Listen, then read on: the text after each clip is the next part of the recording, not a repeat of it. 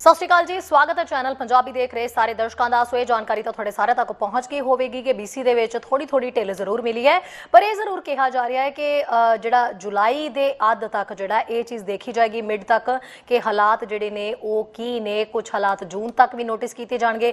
ਉਸ ਤੋਂ ਬਾਅਦ ਜਿਹੜੀ ਹੈ ਪਾਬੰਦੀਆਂ ਦੇ ਵਿੱਚ ਹੌਲੀ ਕਰਕੇ ਢਿੱਲ ਦਿੱਤੀ ਜਾਏਗੀ।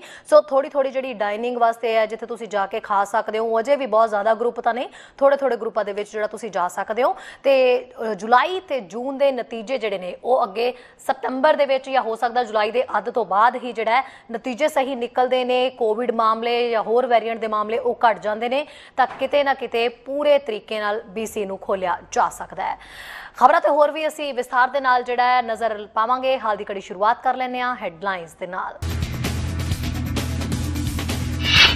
ਜਾਰਜ ਫਲੋਇਡ ਦੀ ਮੌਤ ਦੀ 1 ਸਾਲ ਐਨੀਵਰਸਰੀ ਮੌਕੇ ਦੁਨੀਆ ਭਰ ਦੇ ਲੋਕਾਂ ਨੇ ਫਲੋਇਡ ਨੂੰ ਕੀਤਾ ਯਾਦ। ਪ੍ਰਧਾਨ ਮੰਤਰੀ ਜਸਟਿਨ ਟਰੂਡੋ ਨੇ ਬਲੈਕ ਰੇਸਿਜ਼ਮ ਦੇ ਖਿਲਾਫ ਮਿਲ ਕੇ ਕੰਮ ਕਰਨ ਤੇ ਦਿੱਤਾ ਜ਼ੋਰ। ਜੂਨ ਦੇ ਵਿੱਚ ਮਾਡਰਨਾ ਦੀਆਂ ਕਿੰਨੀਆਂ ਖੁਰਾਕਾਂ ਕੈਨੇਡਾ ਨੂੰ ਮਿਲ ਰਹੀਆਂ ਨੇ, ਇਸ ਸੰਬੰਧੀ ਪ੍ਰਧਾਨ ਮੰਤਰੀ ਟਰੂਡੋ ਨੇ ਨਹੀਂ ਦਿੱਤੀ ਜਾਣਕਾਰੀ। ਮਾਡਰਨਾ ਨੇ 12 ਸਾਲ ਦੇ ਬੱਚਿਆਂ ਤੇ ਟੀਕਾ ਵਰਤਣ ਦੇ ਲਈ ਦੱਸਿਆ ਸੁਰੱਖਿਆ। ਕੈਨੇਡੀਅਨ ਸਥਾਨਕ ਕਾਰੋਬਾਰਾਂ ਦਾ ਸਮਰਥਨ ਕਰਨ ਲਈ ਹੋਏ ਉਤਸੁਕ। ਪਾਬੰਦੀਆਂ ਹਟਣ ਤੇ ਆਪਣੇ ਭਾਈਚਾਰਿਆਂ ਤੇ ਛੋਟੇ ਕਾਰੋਬਾਰਾਂ ਦਾ ਸਮਰਥਨ ਕਰਨ ਲਈ ਤਿਆਰ। ਖਬਰਾਂ ਵਿਸਥਾਰ ਦੇ ਨਾਲ। ਸਭ ਤੋਂ ਪਹਿਲਾਂ ਅੱਜ ਦੀ ਅਪਡੇਟ ਦੇ ਵਿੱਚ ਦੱਸਦੀ ਹੈ, ਪ੍ਰਧਾਨ ਮੰਤਰੀ ਜਸਟਿਨ ਟਰੂਡੋ ਨੇ ਮੰਗਲਵਾਰ ਨੂੰ ਐਂਟੀ ਬਲੈਕ ਰੇਸਿਜ਼ਮ ਤੇ ਅਨਿਆਂ ਨੂੰ ਦੂਰ ਕਰਨ ਦੇ ਲਈ ਆਪਣੀ ਵਚਨਬੱਧਤਾ ਦੀ ਪੁਸ਼ਟੀ ਕੀਤੀ ਹੈ। ਜਿਵੇਂ ਕਿ ਵਿਸ਼ਵ ਭਰ ਦੇ ਲੋਕਾਂ ਨੇ ਜਾਰਜ ਫਲੋਇਡ ਦੀ ਮੌਤ ਦੀ 1 ਸਾਲ ਦੀ ਵਰ੍ਹੇਗੰਢ ਤੇ ਫਲੋਇਡ ਨੂੰ ਯਾਦ ਕੀਤਾ।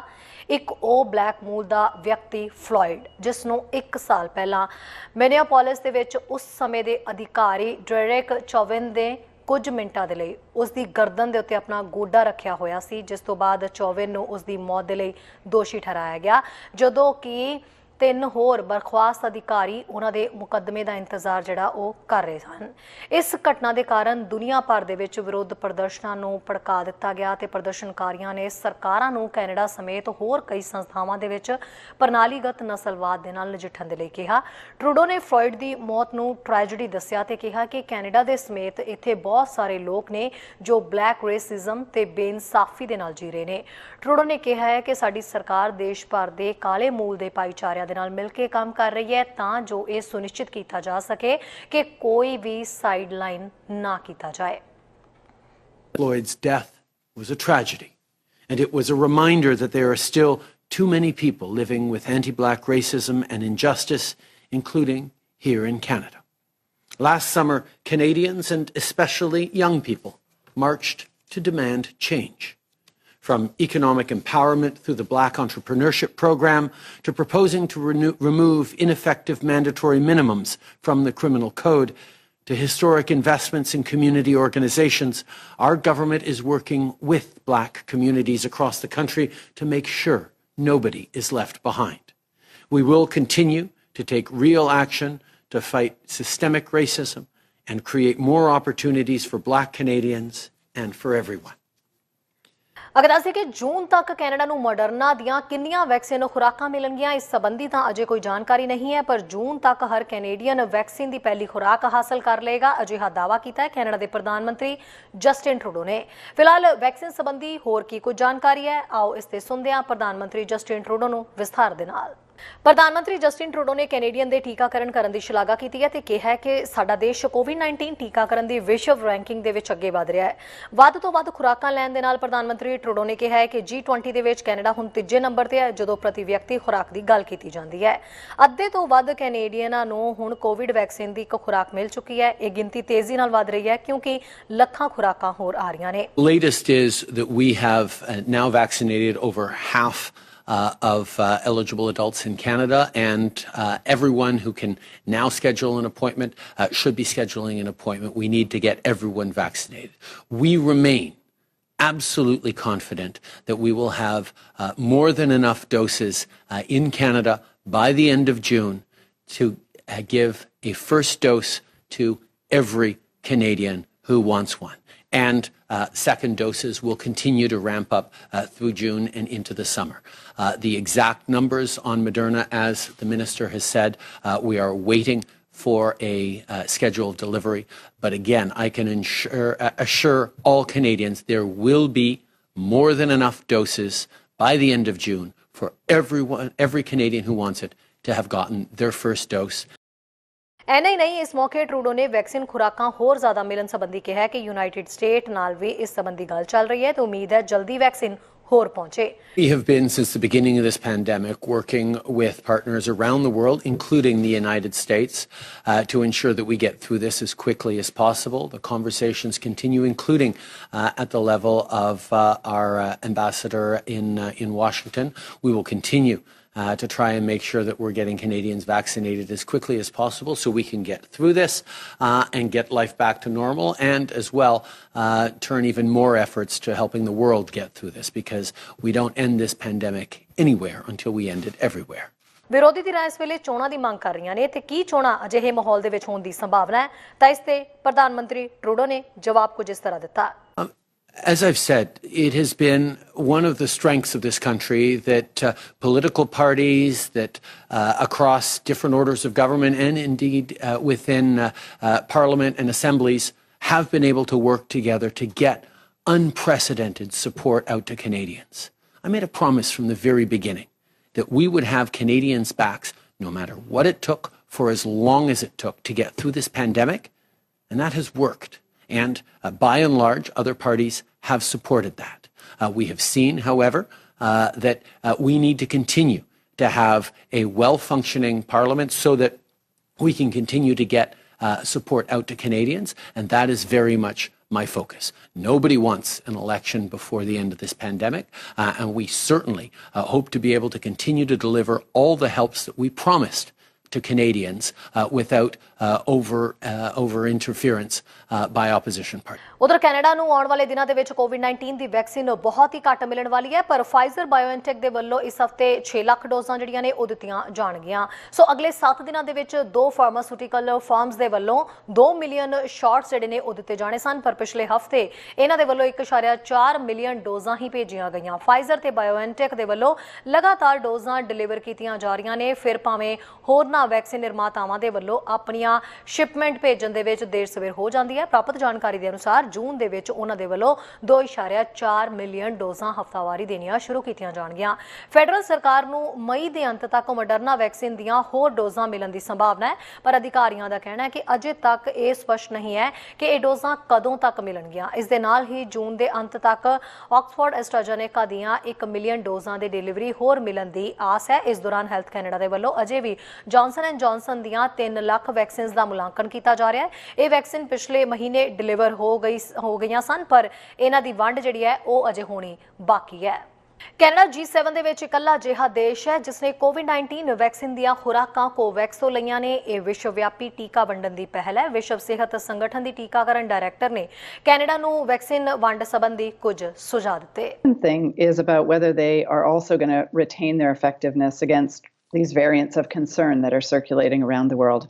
And those are really the two biggest things that we're still waiting to understand the full data on. So certainly from a WHO perspective, this is too soon to make those kinds of definitive statements. But what is really important is that the world is ready for that, and particularly that the manufacturers are doing whatever they need to do to be sure that if it's needed, we're not in a position as a world to be unable to deliver those doses.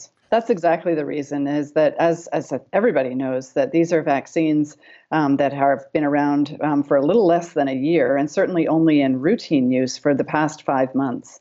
And so really it's about the time that we need to look at what's happening with people's immune system after having been vaccinated, and how responsive they are to these new variants, as well as the usual strains that are circulating. Billion doses of vaccine that have been administered around the world. But in low-income countries and in low-middle-income countries, very few of those doses are going to those countries. We see that about 17% of all of the doses that have been administered in the world are going to those low and low-middle-income countries, but they represent almost 50% of the world's population.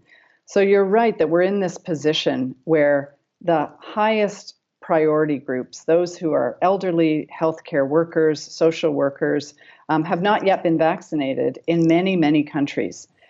So it is time for countries that have broad access to vaccines to be sharing some of those doses with COVAX so that they can be distributed in a more even way. Because we're not going to end this pandemic as long as the virus continues to circulate broadly around different parts of the world. ਜੇ ਪਾਬੰਦੀਆਂ ਹਟਦੀਆਂ ਨੇ ਤਾਂ Canadian ਛੋਟੇ ਕਾਰੋਬਾਰਾਂ ਤੇ ਖਰਚਾ ਕਰਨ ਤੇ ਭਾਈਚਾਰੇ ਨੂੰ ਸਮਰਥਨ ਦੇਣ ਦੇ ਲਈ ਤਿਆਰ ਨਜ਼ਰ ਆ ਰਹੇ ਨੇ। ਇੰਟਰੈਕਟ ਦੇ ਸਰਵੇਖਣ ਦੇ ਵਿੱਚ ਇਹ ਜਾਣਕਾਰੀ ਨਿਕਲ ਕੇ ਸਾਹਮਣੇ ਆਈ ਹੈ। ਆਓ ਦੇਖਦੇ ਹਾਂ ਪੋਲ ਦੇ ਮੁਤਾਬਕ ਆਖਿਰਕਾਰ ਕੈਨੇਡੀਅਨ ਕੀ ਚਾਹੁੰਦੇ ਨੇ। ਕੈਨੇਡੀਅਨ ਸਥਾਨਕ ਕਾਰੋਬਾਰਾਂ ਦਾ ਸਮਰਥਨ ਕਰਨ ਦੇ ਲਈ ਉਤਸੁਕ ਨੇ ਜਦੋਂ ਪਾਬੰਦੀਆਂ ਹਟਦੀਆਂ ਨੇ ਤਾਂ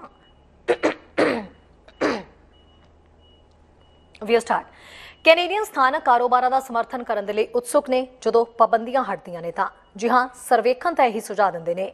ਇੱਕ ਹੈਲਥੀ ਬਹੁਗਿਣਤੀ ਕੈਨੇਡੀਅਨਾਂ ਦਾ ਇਹ ਕਹਿਣਾ ਹੈ ਕਿ ਉਹ ਕੋਵਿਡ-19 ਦੀਆਂ ਪਾਬੰਦੀਆਂ ਹਟਾਉਣ ਤੋਂ ਬਾਅਦ ਸਥਾਨਕ ਖਰੀਦਾਰੀ ਕਰਨ ਤੇ ਆਪਣੇ ਭਾਈਚਾਰਿਆਂ ਦੇ ਛੋਟੇ ਕਾਰੋਬਾਰਾਂ ਦਾ ਸਮਰਥਨ ਕਰਨ ਦੇ ਲਈ ਤਿਆਰ ਨੇ। ਇੱਕ ਲੋਕਲ ਇੰਟਰੈਕਟ ਸਰਵੇਖਣ ਦੇ ਵਿੱਚ ਪਾਇਆ ਗਿਆ ਹੈ ਕਿ 75% ਲੋਕਾਂ ਦਾ ਕਹਿਣਾ ਹੈ ਕਿ ਮਹਾਮਾਰੀ ਨੇ ਸਥਾਨਕ ਖਰੀਦਾਰੀ ਦੀ ਮਹੱਤਤਾ ਨੂੰ ਉਜਾਗਰ ਕੀਤਾ ਹੈ। 55% ਤੋਂ ਵੱਧ ਨੇ ਕਿਹਾ ਹੈ ਕਿ ਸਥਾਨਕ ਕਾਰੋਬਾਰਾਂ ਨੂੰ ਸਮਰਥਨ ਦੇਣ ਦੀ ਉਹਨਾਂ ਦੀ ਇੱਛਾ ਉਹਨਾਂ ਦੇ ਖਰਚਿਆਂ ਨੂੰ ਵੱਡੇ ਰਿਟੇਲਰਾਂ ਤੋਂ ਹਟਾਉਣ ਦਾ ਕਾਰਨ ਬਣ ਰਹੀ ਹੈ। ਪੋਲ ਵਿੱਚ ਇਹ ਵੀ ਪਾਇਆ ਗਿਆ ਕਿ ਕੈਨੇਡੀਅਨ ਵਧੇਰੇ ਭੁਗਤਾਨ ਕਰਨ ਦੇ ਲਈ ਤਿਆਰ ਨੇ ਤੇ ਜ਼ਿਆਦਾ ਡਿਲੀਵਰੀਆਂ ਦਾ ਲੰਬੇ ਸਮੇਂ ਤੋਂ ਇੰਤਜ਼ਾਰ ਕਰਨਗੇ ਜੇ ਇਸ ਦਾ ਮਤਲਬ ਛੋਟੇ ਕਾਰੋਬਾਰਾਂ ਦੇ ਮਾਲਕਾਂ ਦਾ ਸਮਰਥਨ ਕਰਨਾ ਹੈ। 48% ਦਾ ਕਹਿਣਾ ਹੈ ਕਿ ਉਹ ਲੰਬੇ ਸਮੇਂ ਤੋਂ ਸਮੁੰਦਰੀ ਜਹਾਜ਼ਾਂ ਨੂੰ ਸਹਿਣ ਕਰਨਗੇ ਜਾਂ ਡਿਲੀਵਰੀ ਦਾ ਇੰਤਜ਼ਾਰ ਕਰ ਰਹੇ ਨੇ। ਅੱਧਿਆਂ ਦੇ ਲਈ ਇਹ ਹੈ ਕਿ ਉਹ ਉਸੇ ਉਤਪਾਦ ਲਈ ਡਾਲਰ ਹੋਰ ਅਦਾ ਕਰਨਗੇ ਤੇ 31% ਨੇ ਕਿਹਾ ਕਿ ਜੇ ਲੋੜ ਪਈ ਤਾਂ ਉਹ ਉਸੇ ਉਤਪਾਦ ਲਈ $10 ਅਦਾ ਕਰਨਗੇ। ਹਾਲਾਂਕਿ ਖਰਚੇ ਅਜੇ ਵੀ ਸਮੁੱਚੇ ਰੂਪ ਦੇ ਵਿੱਚ ਘਟ ਰਹੇ ਨੇ ਤੇ ਛੋਟੇ ਕਾਰੋਬਾਰਾਂ ਤੇ ਮਹਾਮਾਰੀ ਦਾ ਪ੍ਰਭਾਵ ਅਜੇ ਵੀ ਸਾਰੇ ਦੇਸ਼ਾਂ ਦੇ ਵਿੱਚ ਮਹਿਸੂਸ ਕੀਤਾ ਜਾ ਰਿਹਾ ਹੈ। ਵਿਲੀਅਮ ਕੈਲੀਹੋਰਨ ਨੇ ਕਿਹਾ ਹੈ ਕਿ ਕੈਨੇਡੀਅਨ ਦੱਸ ਰਹੇ ਨੇ ਕਿ ਜਦੋਂ ਉਹ ਖਰਚਾ ਕਰਦੇ ਨੇ ਤਾਂ ਉਹ ਚਾਹੁੰਦੇ ਨੇ ਕਿ ਉਹਨਾਂ ਦੇ ਡਾਲਰ ਛੋਟੇ ਕਾਰੋਬਾਰਾਂ ਦੀ ਰਿਕਵਰੀ ਤੋਂ ਬਾਅਦ ਮਹਾਮਾਰੀ ਦੌਰਾਨ ਉਹਨਾਂ ਦੀ ਸਹਾਇਤਾ ਕਰਨ। ਕੈਨੇਡੀਅਨਾਂ ਨੇ ਇਹ ਵੀ ਦੱਸਿਆ ਕਿ ਛੋਟੇ ਕਾਰੋਬਾਰਾਂ ਨੂੰ ਸੰਪਰਕ ਰਹਿਤ ਜਾਂ ਡਿਜੀਟਲ ਭੁਗਤਾਨ ਵਿਕਲਪਾਂ ਦੀ ਮੰਗ ਮੁਤਾਬਕ ਢਾਲਣ ਦੀ ਲੋੜ ਹੈ।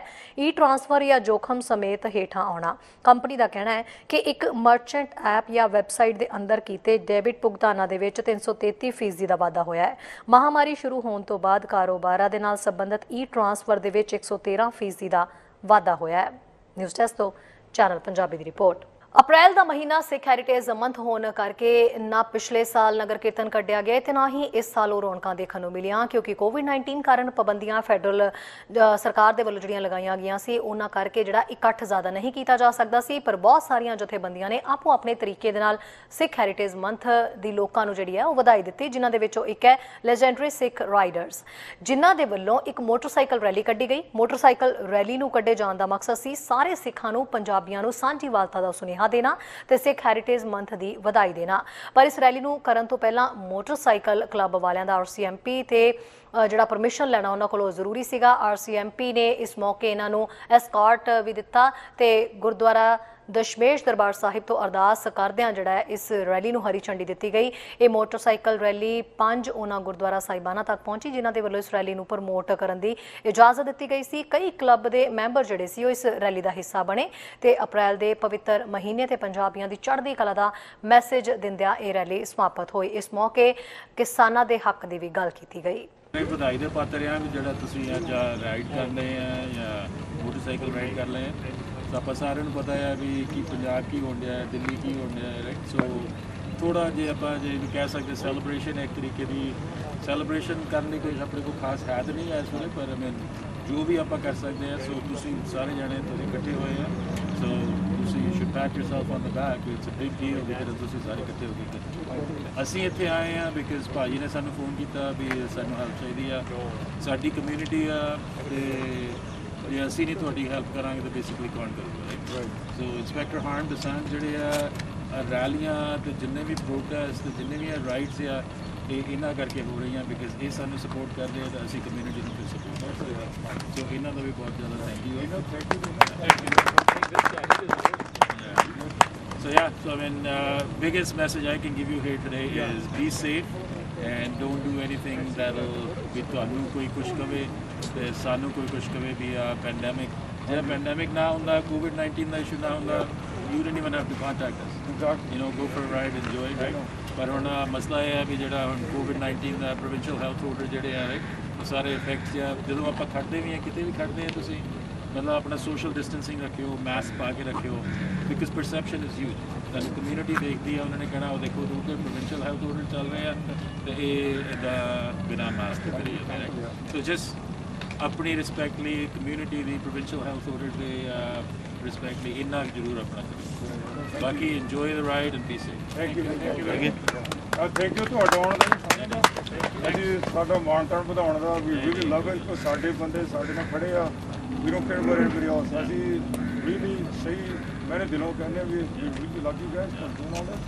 Thank you we very have much. a lot of respect for you guys. Well, keep in mind, we're actually, I'm a public servant, right? So we're all public servants. We work for the public. The public is the police, and we are the police, right? So Thank you. that's how we work. Yes, sir. No Oh. problem. Hey, I heard you get the cut over there. ਇਹ ਮਤਲਬ ਥੋੜੇ ਮੂੰਹ ਨਾਲ ਵੀ ਕਰ ਲੈ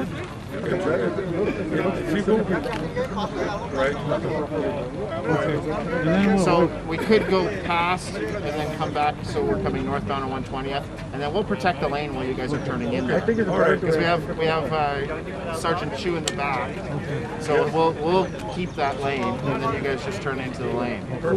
So if we probably go down to, we could even take 128 down to 68. Okay.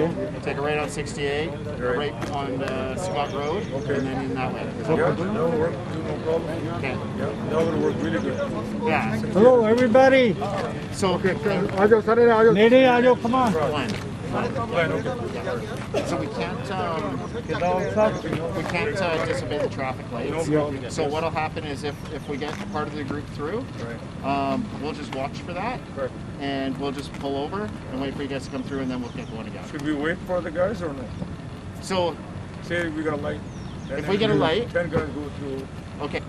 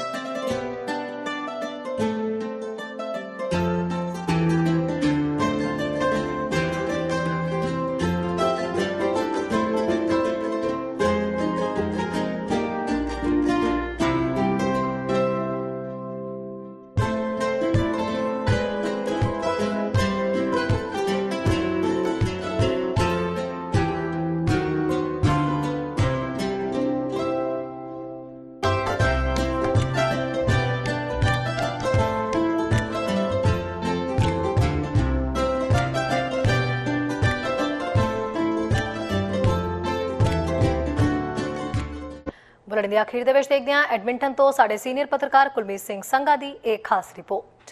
Channel Punjabi ਵੇਖ ਰਹੇ ਸਮੂਹ ਦਰਸ਼ਕਾਂ ਨੂੰ ਕੁਲਮੀਤ ਸਿੰਘ ਵੱਲੋਂ ਨਿੱਘੀ ਜੀ ਆਇਆਂ। ਵਾਹਿਗੁਰੂ ਜੀ ਕਾ ਖਾਲਸਾ, ਵਾਹਿਗੁਰੂ ਜੀ ਕੀ ਫਤਿਹ। ਐਡਮਿੰਟਨ ਸ਼ਹਿਰ ਤੋਂ ਦੋ ਖਬਰਾਂ ਲੈ ਕੇ ਤੁਹਾਡੇ ਲਈ ਹਾਜ਼ਰ ਹਾਂ ਜੀ। ਇੱਕ ਤਾਂ ਇਹ ਆ ਕਿ ਅਲਬਰਟਾ ਦੇ ਵਿੱਚ 563 ਨਵੇਂ ਕੋਵਿਡ ਦੇ ਕੇਸ ਆਏ ਨੇ ਔਰ 6 ਮੌਤਾਂ ਹੋਈਆਂ। ਇਹ ਐਤਵਾਰ ਦੀ ਰਿਪੋਰਟ ਦਿੱਤੀ ਗਈ ਹੈ ਜੀ। ਪਹਿਲਾਂ ਨਾਲੋਂ ਜਿਹੜੇ ਇਹ ਨੰਬਰ ਨੇ ਕੋਵਿਡ-19 ਦੇ ਕੇਸ ਜਿਹੜੇ ਨਵੇਂ ਆ ਇਹ ਕਾਫੀ ਘਟੇ ਹੋਏ ਨੇ।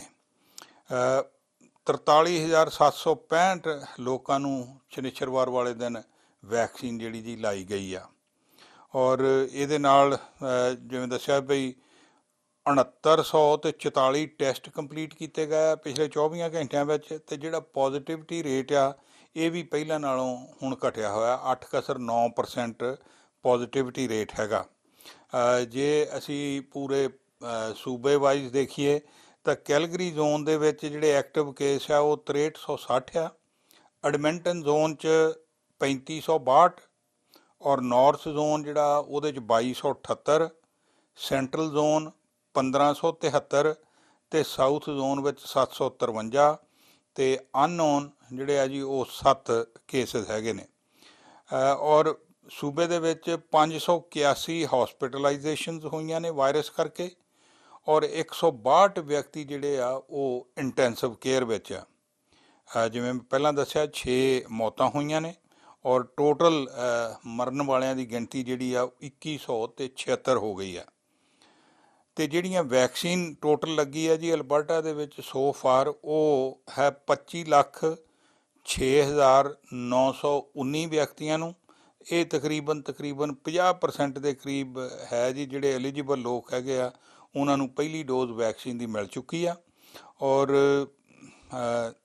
7.9% ਪਾਪੂਲੇਸ਼ਨ ਹੈਗੀ ਹੈ ਜਿਹੜੀ ਫੁੱਲੀ ਵੈਕਸੀਨੇਟਡ ਹੋ ਚੁੱਕੇ ਆ, ਯਾਨੀ ਕਿ ਜਿਨ੍ਹਾਂ ਦੇ ਦੋਨੋਂ ਡੋਜ਼ ਜਿਹੜੇ ਆ ਟੀਕਿਆਂ ਦੀ ਉਹ ਲੱਗ ਚੁੱਕੀ ਆ।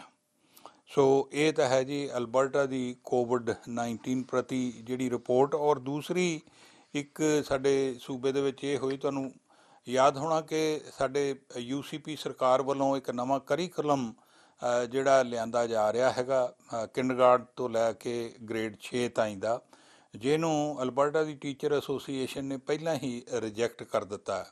ਔਰ ਹੁਣ ਕੈਲਗਰੀ ਦੀ ਵੀ ਉੱਥੇ ਜਿਹੜਾ ਬੋਰਡ ਹੈਗਾ ਜੀ ਉਹਨਾਂ ਕਿਹਾ ਵੀ ਅਸੀਂ ਵੀ ਉਹ ਲਾਗੂ ਨਹੀਂ ਕਰਨਾ। ਪਰ ਆਹ ਵੀਕਐਂਡ ਦੇ ਉੱਤੇ ਜਿਹੜੀ ਅਲਬਰਟਾ ਟੀਚਰ ਐਸੋਸੀਏਸ਼ਨ ਆ ਉਹਨਾਂ ਦੇ ਜਿਹੜੇ ਰਿਪਰੈਜ਼ੈਂਟੇਟਿਵ ਹੈਗੇ ਆ ਜੀ ਉਹਨਾਂ ਦੀ ਵਰਚੁਅਲ ਮੀਟਿੰਗ ਕੀਤੀ ਗਈ ਆ ਔਰ ਉਸ ਵਰਚੁਅਲ ਮੀਟਿੰਗ ਦੇ ਵਿੱਚ ਕੋਈ 450 ਦੇ ਕਰੀਬ ਡੈਲੀਗੇਟ ਹੁੰਦੇ ਜੀ। ਉੱਦਾਂ ਤਾਂ ਤਕਰੀਬਨ ਇਹਨਾਂ ਦੇ 40,000 ਦੇ ਕਰੀਬ 46,000 ਮੈਂਬਰ ਆ, ਪਰ 450 ਟੀਚਰ ਡੈਲੀਗੇਟ ਸੀਗੇ ਜਿਨ੍ਹਾਂ ਨੇ ਵਰਚੁਅਲ ਜਿਹੜੀ ਮੀਟਿੰਗ ਕੀਤੀ ਆ ਔਰ ਉਸ ਮੀਟਿੰਗ ਦੇ ਵਿੱਚ ਉਹਨਾਂ ਨੇ ਇੱਕ ਜਿਹੜਾ ਫੈਸਲਾ ਕੀਤਾ ਜਾਂ ਇੱਕ ਮੋਸ਼ਨ ਪਾਸ ਕੀਤਾ ਉਹ ਇਹ ਆ ਕਿ ਉਹਨਾਂ ਨੇ ਅਲਬਰਟਾ ਦੀ ਜਿਹੜੀ ਐਜੂਕੇਸ਼ਨ ਮਿਨਿਸਟਰ ਆ ਮਿਸ ਲਗਰਾਂ, ਉਹਨਾਂ ਦੇ ਵਿੱਚ ਉਹ ਕਹਿੰਦੇ ਜੀ ਵੀ ਸਾਨੂੰ ਕੌਨਫੀਡੈਂਸ ਨਹੀਂ ਹੈ। ਸੋ ਅਗਰ ਤੁਹਾਨੂੰ ਯਾਦ ਰਹੇ ਕਿ ਪਹਿਲਾਂ ਜਿਹੜੇ ਸਾਡੇ ਹੈਲਥ ਮਿਨਿਸਟਰ ਨੇ ਉਹਨਾਂ ਦੇ ਵਿੱਚ ਵੀ ਲੋਕਾਂ ਨੇ ਭਰੋਸਾ ਜਿਹੜਾ ਜੀ ਸਾਡੀ ਆਪੋਜੀਸ਼ਨ ਪਾਰਟੀ ਨੇ ਕਿਹਾ ਸੀਗਾ ਵੀ ਉਹਨਾਂ ਨੂੰ ਭਰੋਸਾ ਨਹੀਂ ਹੈ ਅਤੇ ਉਹਨਾਂ ਨੂੰ ਰਿਜ਼ਾਈਨ ਦੇਣਾ ਚਾਹੀਦਾ ਜਾਂ ਪ੍ਰੀਮੀਅਰ ਕੈਨੀ ਹੋਰਾਂ ਨੂੰ ਉਹਨਾਂ ਨੂੰ ਫਾਇਰ ਕਰ ਦੇਣਾ ਚਾਹੀਦਾ, ਪਰ ਉਹ ਦੋਨੋਂ ਗੱਲਾਂ ਨਹੀਂ ਹੋਈਆਂ। ਅਤੇ ਹੁਣ ਜਿਹੜੀ ਏਡਰੀਅਨ ਲਗਰਾਂ ਬਾਰੇ ਗੱਲ ਆਈ ਆ ਕਿ ਉਹਨਾਂ ਦੇ ਵਿੱਚ ਵੀ ਲੋਕਾਂ ਨੂੰ ਹੁਣ ਭਰੋਸਾ ਨਹੀਂ ਰਿਹਾ, ਖਾਸ ਕਰਕੇ ਟੀਚਰਸ ਨੂੰ। ਔਰ ਟੀਚਰ ਇੱਦਾਂ ਆ ਵੀ ਉਹ ਕਹਿੰਦੇ ਮਤਲਬ ਆਪਣੇ ਆਪ ਨੂੰ ਨਾ ਮਹਿਸੂਸ ਕਰਦੇ ਆ ਵੀ ਸਾਨੂੰ ਇਨਸਲਟ ਕੀਤੀ ਗਈ ਆ UCP ਸਰਕਾਰ ਵੱਲੋਂ। ਔਰ ਨਾਲ ਦੀ ਨਾਲ ਉਹ ਕਹਿੰਦੇ ਵੀ ਸਾਡਾ ਇਹ ਕੋਈ ਕੰਸਰਨ ਨਹੀਂ ਹੈ ਵੀ ਅਸੀਂ ਕੋਈ UCP ਦੇ ਉਲਟ ਹਾਂ ਜਾਂ ਕੋਈ ਇੱਦਾਂ ਦੀ ਗੱਲ ਨਹੀਂ ਹੈ, ਪਰ ਜਿਹੜਾ ਉਹ ਕਰੀਕੁਲਮ ਲਿਆਂਦਾ ਜਾ ਰਿਹਾ ਉਹ ਬਿਲਕੁਲ ਕਿਸੇ ਦੇ ਨਾਲ ਸਲਾਹ ਮਸ਼ਵਰਾ ਨਹੀਂ ਕੀਤਾ ਗਿਆ। ਇਸ ਕਰਕੇ ਉਹ ਕਹਿੰਦੇ ਜੀ ਬਿਲਕੁਲ ਠੀਕ ਹੀ ਨਹੀਂ ਹੈ ਅਤੇ ਮਤਲਬ ਉਹ ਸੂਬੇ ਦੇ ਵਿੱਚ ਲਾਗੂ ਹੀ ਨਹੀਂ ਕੀਤਾ ਜਾਣਾ ਚਾਹੀਦਾ। ਸੋ ਹੁਣ ਗਾਂ ਆਉਣ ਵਾਲਾ ਸਮਾਂ ਦੱਸੇਗਾ ਜੀ ਕਿ ਐਜੂਕੇਸ਼ਨ ਮਿਨਿਸਟਰ ਜਿਹੜੀ ਆ ਉਹ ਰਿਜ਼ਾਈਨ ਕਰਦੀ ਆ ਜਾਂ ਉਹ ਜਿਹੜਾ ਹੈ ਕਰੀਕੁਲਮ ਉਹਨੂੰ ਵਾਪਸ ਲੈਂਦੀ ਆ। ਚੈਨਲ ਪੰਜਾਬੀ ਲਈ ਕੁਲਮੀਤ ਸਿੰਘ ਸੰਘਾ, ਐਡਮਿੰਟਨ। ਸੋ ਖਬਰਾਂ ਤੇ ਜਾਣਕਾਰੀਆਂ ਦਾ ਸਿਲਸਿਲਾ ਫਿਲਹਾਲ ਇੱਥੇ ਮੁੱਕਦਾ ਹੈ। ਨਵੀਆਂ ਤੇ ਤਾਜ਼ਾ ਖਬਰਾਂ ਲੈ ਕੇ ਫਿਰ ਤੋਂ ਹਾਜ਼ਰ ਹੋਵਾਂਗੇ। ਇਜਾਜ਼ਤ ਚਾਹੁੰਦੇ ਹਾਂ। ਧੰਨਵਾਦ। ਸਾਡਾ ਹਰ ਇੱਕ ਪ੍ਰੋਗਰਾਮ ਦੇਖਣ ਤੇ ਸਾਡੇ ਨਾਲ ਜੁੜਨ ਲਈ ਸਬਸਕ੍ਰਾਈਬ ਕਰੋ ਚੈਨਲ ਪੰਜਾਬੀ ਤੇ ਨੋਟੀਫਿਕੇਸ਼ਨ ਲਈ ਬੈਲ ਆਈਕਨ ਵਾਲੇ ਬਟਨ ਤੇ ਕਲਿੱਕ ਕਰੋ।